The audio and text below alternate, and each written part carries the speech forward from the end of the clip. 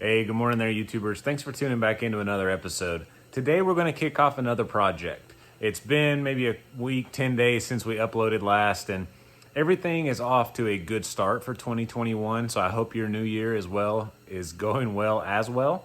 But, you know, for the most part, we didn't really do anything through the holidays. I got a little sick. I don't have the COVID, so everything should be back on track now, but we had an opportunity over the holidays. I'd found a little car and things materialized and I was able to go pick it up.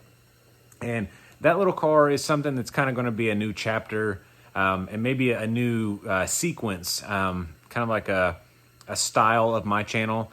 So I buy a lot of little cars, some that need major work, some that need very little work. And based off of that, I don't film any of it. This is kind of the stuff that goes on behind the scenes that you guys don't see as much of.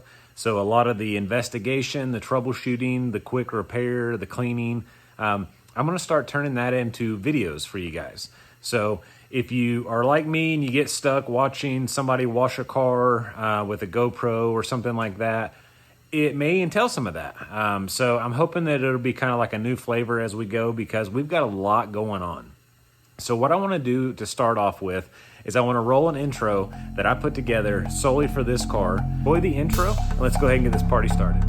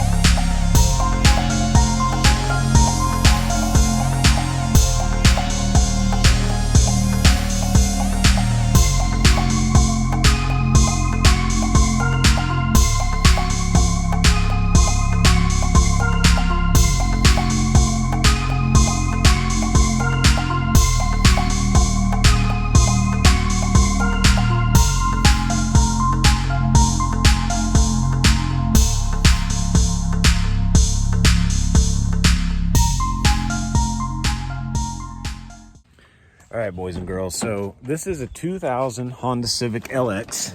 It's got 172,000 miles. It's a 5-speed. It's all factory. It's got a set of 17-inch wheels, plus I've got a set of factory wheels that'll go back on it. It's been sitting for a while. It was somebody's first car, and something happened, and it wouldn't start back. So we've got a bit of investigation going. I've already checked a few things, and the previous owner told me that they put some parts inside the distributor, as well as there is a crank sensor here. So we're trying to figure out, it seems to have spark, it seems to have fuel. About really the next thing I'm going to do is try to swap the distributor just to see if the pickup inside there is the culprit before I go ahead and try to pull down the timing. I can't put it in my garage right now because I don't have a way to like tow it in there, and it obviously doesn't run. So I can't get it up on the lift to kind of inspect it. So what we're doing today is going to be pretty light. We're going to go through some of the investigation. I'm going to show you guys some more of the car, and hopefully just by chance we'll get lucky along the way and it'll be something simple, and we can get it running and driving and get it moved around before any other cars show up here at the house.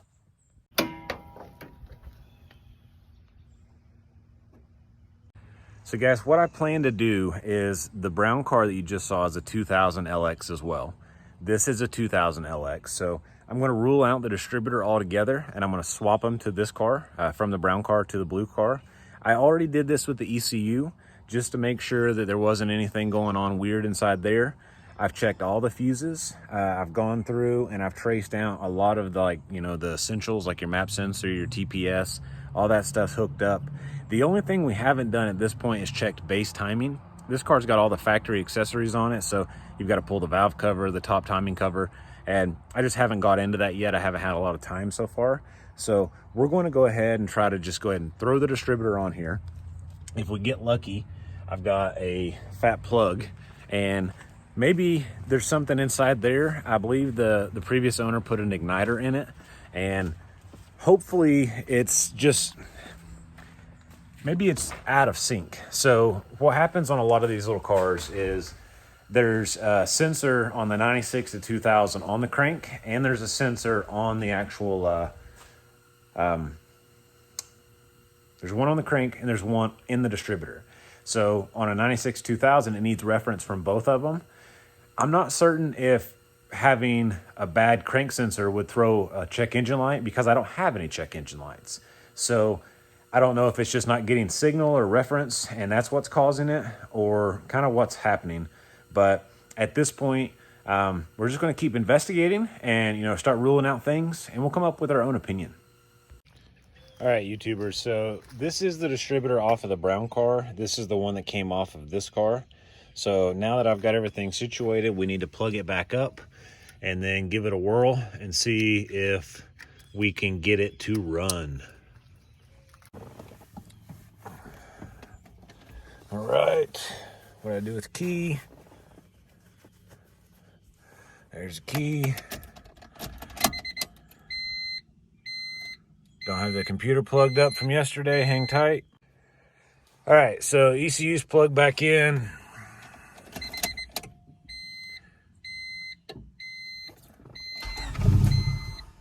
Oh boy.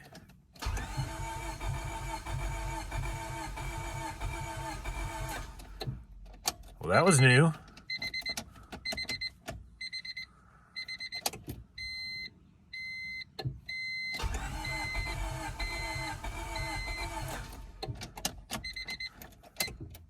Let's see if the tach bounces whenever I try to crank it.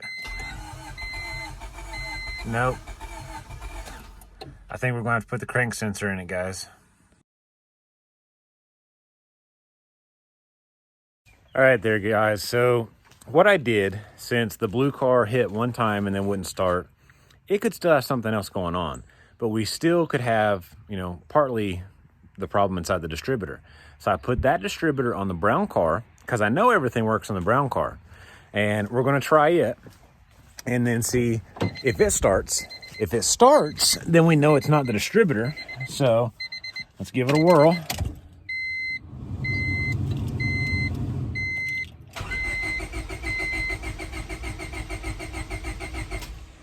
Nothing. So with that being the case, the distributor is still partly the issue. And, well, we know it's the issue because it won't fire the brown car. So let's go back to the blue one, and maybe it's a set of plugs. Maybe everything's fouled out. We'll see. So we're in the blue one. Now I'm going to get 2 feet in here.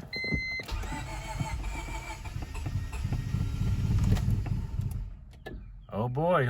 Okay, so I'm gonna try to get maybe a set of plugs and throw in it real quick. And I think we're onto something here. So it's probably in the distributor, and then we'll order a distributor, be ready to rock and roll.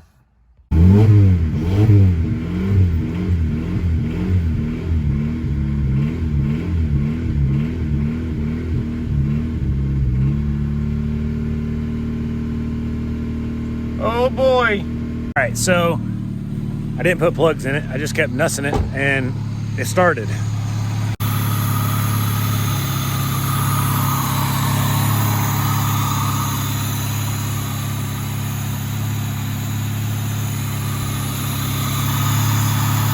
So the moral of this story is it is a distributor. So if you've got any kind of startup issue where you're thinking it's the crank sensor, you're thinking it's the other sensor, it very likely could be. Ours, I about bet money it's the, I think it's a CYP sensor inside the distributor that determines the camshaft position sensor. Anyhow, it's running now. So I'm gonna let it run for a little bit. And if you guys can hear me, I'll give you a walk around to the rest of the car and kind of let you know after that what we're going to have to do to it. And then when it should be ready to rock and roll.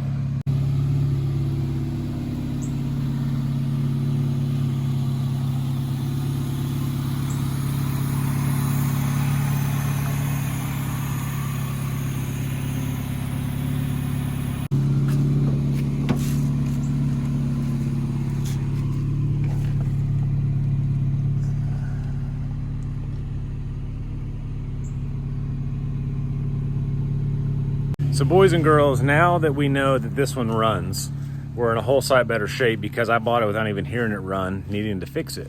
So at this point, feel really good about that purchase. We'll move on with fixing it. I need to order a distributor and then we'll go from there. Based off of that, I may actually have parts to rebuild the distributor. So may look into that as well.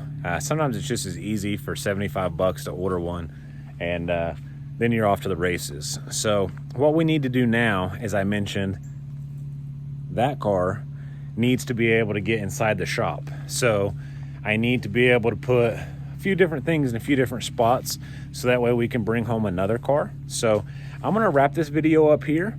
If you like this kind of format, you know, subscribe to the channel, consider giving this video a like, and we'll be back with another episode here real soon. So the car's running now. We need to put a distributor on that. Expect to see that in episode 2.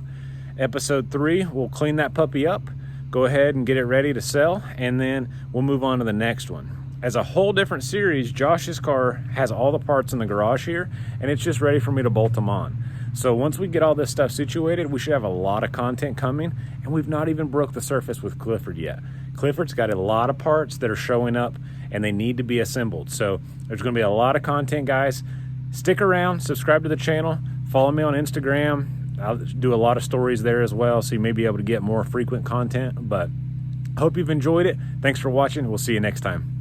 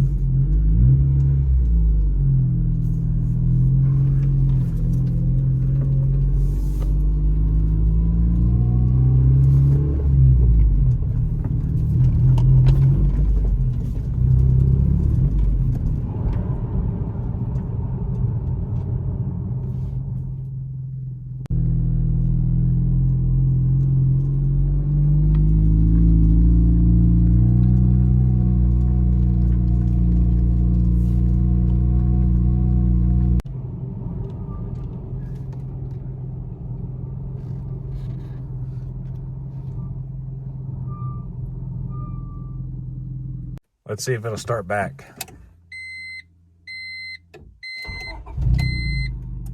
Oh, baby.